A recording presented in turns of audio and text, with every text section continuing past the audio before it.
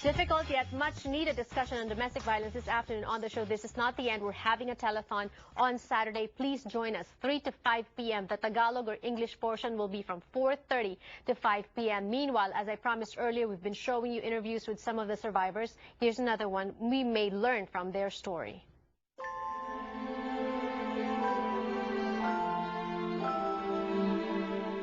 Bago ako humingi ng tulong, parang nawalang direksyon yung buhay ko.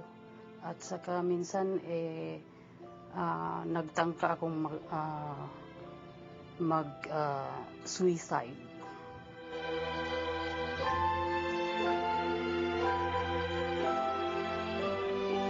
At that time, anong panahon na yon na nasa sitwasyon ako, hindi ko alam na inaabuso ako.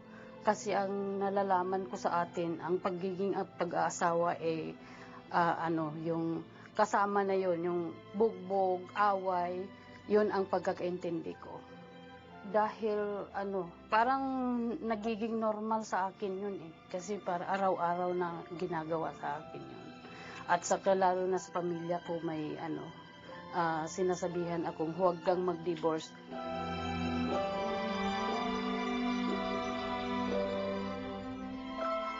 Nagdesisyon akong naghingi ng tulong dahil nung binugbog ako ng asawa ko, buntis ako.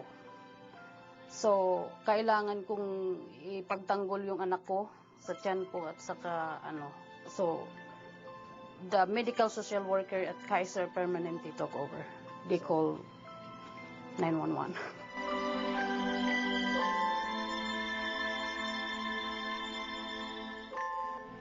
Ang tulong sa CPAF ay napakalaki at napakaraming tulong sa akin. Dahil nung ako'y nagstay doon tulad nung sa batas dito, kasi hindi ko alam na wala akong kalam-alam kasi bago lang ako dito yung karapatan ng bilang asawa, mga babae, ganon. Gail, talk to the wives out there.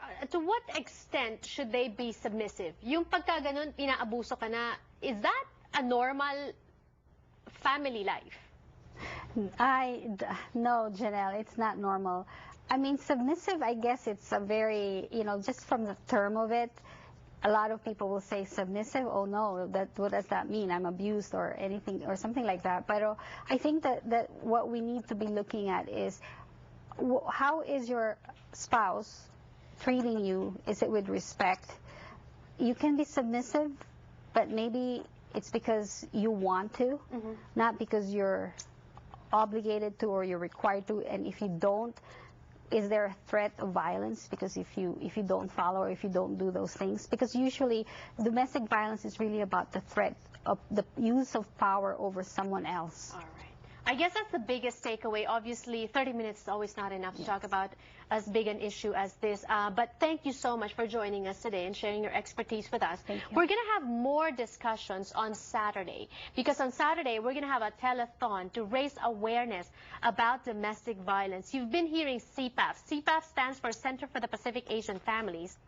They are a nonprofit organization that helps victims of domestic violence, and they've helped a lot, as what you've heard from some of the victims or survivors that we interviewed today. But also at the same time, they need funding. They need our help, the community's help, to make sure that they are able to maintain their programs. So we're going to be taking phone calls on Saturday, 4:20 to 5 p.m. is the Tagalog or English portion of the show, and I'm hoping to talk to you then as well. Thank you for joining us today on the show. Like I said, Gail, thank you. More power to you. If you missed anything, we are on social media, so make sure that you catch us on YouTube, Twitter, and on Facebook as well. Information on the screen. This has been Janelle Kababayan in Los Angeles. I'll see you again tomorrow.